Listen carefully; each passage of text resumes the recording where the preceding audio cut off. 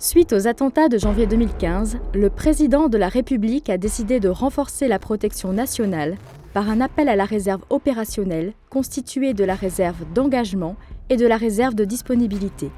La programmation militaire 2014-2019 a été, de ce fait, actualisée par l'accroissement du nombre de jours d'activité et par l'augmentation des réservistes d'engagement.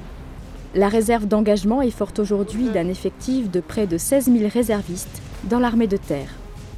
Cette réserve opérationnelle de premier niveau est composée de citoyens français ayant souscrit un engagement à servir dans la réserve, les ESR.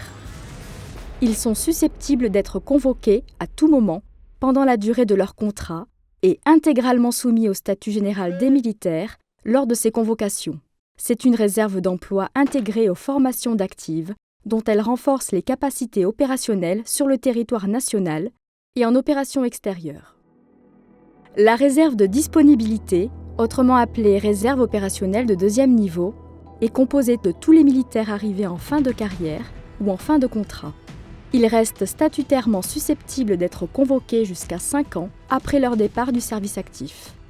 Cette réserve de deuxième niveau a été conçue pour intervenir en cas de crise grave sur le territoire national en renforcement des forces armées d'actives. Mais aujourd'hui, il faut aller plus loin et il faut adapter notre réserve aux nouvelles menaces.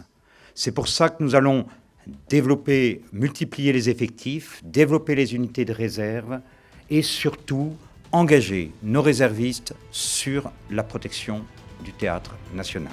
L'objectif fixé à l'armée de terre est d'être en capacité de déployer sur le territoire national, dès 2019 et dans la durée, un effectif de 800 réservistes par jour et d'être en mesure de renforcer ce dispositif par le recours temporaire de la réserve de disponibilité en situation d'urgence.